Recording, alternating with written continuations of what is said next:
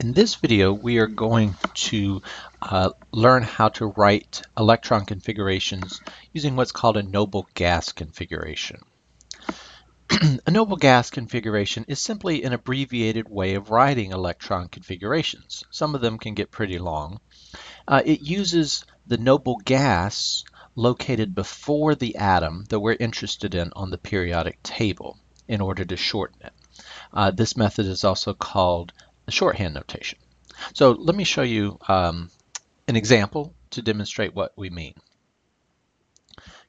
So let's take a look at the electron configuration for sodium. Sodium has 11 electrons, and if we correctly wrote the electron configuration, it would look like this. Now we can write this in a shorthand manner. If we find the noble gas that comes before sodium on our periodic table. So if this is sodium, the noble gas that comes before it would be neon. So neon has an electron configuration of 1s2, 2s2, 2p6. And so essentially, sodium has the same electron configuration as neon, but in addition to neon's electron configuration, it has a 3s1. So we can abbreviate sodium's electron configuration by writing, instead of the 1s2, 2s2, 2p6, simply writing that as neon. And we write that in brackets, and then a 3s1. So the neon, of course, represents, this represents the electron configuration of neon. The 3s1 represents the electrons that sodium has in addition to those of neon. So, and again, we always use the noble gas that comes before the element of interest, not the one it's closest to, but the one it comes before.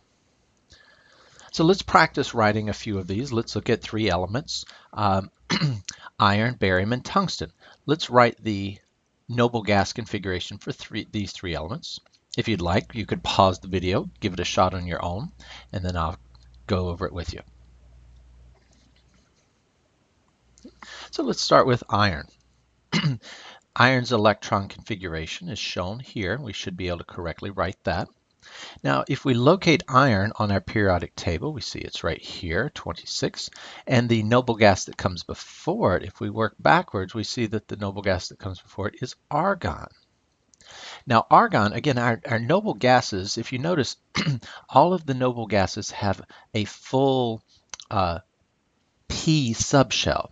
So with argon, it's going to be the 1, 2, 3. Argon is going to have a full 3p 6 subshell. So therefore, I know that the electron configuration for argon is going to be 1s2, 2s2, 2p6, 3s2, 3p6. So to write the noble gas configuration for iron, I just take the noble gas configuration for argon, put that in brackets, and then in addition to that, we have in addition to argon, we have a 4s2 and a 3d 1, 2, 3, 4, 5, 6. Now I've written these in numerical order. I wrote the 3d6 first and the 4s2 second. Generally, when we write the noble gas configurations, we'll put these additional electrons in order of their n number. So generally we write the, for example, here we'd write the n of 3 first and then n of 4 second. So let's take a look at barium. For barium, you can see its electron configuration is shown here. If we locate barium on our periodic table, of course it's right here at 56, the noble gas that comes prior to barium is xenon. So barium will have the same electron configuration as xenon plus an additional couple of electrons. Xenon is, let's see, 1, 2, 3, 4, 5. So xenon will have a full 5p subshell, and we can see that right here. So everything in here is going to represent xenon's electron configuration. So in addition to xenon's electron configuration, barium has a 6s2. So we'd write xenon in brackets and then a 6s2 for the noble gas configuration for barium. And let's look at tungsten. Tungsten is element 74. Its electron configuration is shown here. The noble gas that comes before tungsten is again xenon. Xenon, we said, had ended in 5p6, so everything from 5p6 on down would be the electron configuration for xenon. So tungsten would have the same electron configuration as xenon, but then it would also have a 6s2.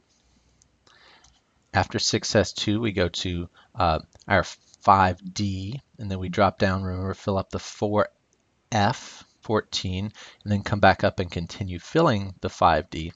So in addition to xenon, we would have 4f14, 5d4, 6s2. And again, I've just put these in order of their N number. So the 4, 5, and 6, even though that's the order, not the order that they fill, that's generally how we do it with noble gas configurations. So why don't you practice a problem here? We have a chart, and what you're asked to do is fill in the blanks in this chart. So for example, here we would write the elemental symbol corresponding to this electron configuration. Here you're given the symbol, you would write the correct noble gas configuration. And also check to see if there are any mistakes. One or two of these noble gas configurations may be written incorrectly. If so, correct that. So pause the video, take a few minutes, complete the chart, and then compare your answers to what I have.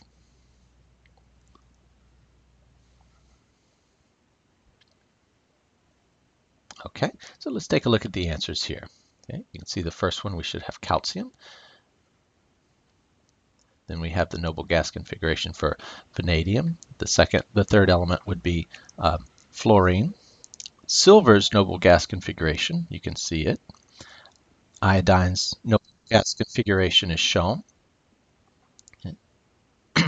Here we have xenons, but typically for noble gases, we don't write a noble gas configuration for a noble gas, so we don't have to write xenon's configuration as a noble gas configuration. Now this one is the electron configuration for iron, but this is not correct. Instead of using helium as our noble gas, we should use argon, of course. So this would be, as we showed you before, this would be the correct electron configuration for iron. And then this is element 106, so its noble gas configuration is shown here. So practice a few of these and be comfortable writing electron configurations as arrow notations, as in the standard form, and also as noble gas configurations.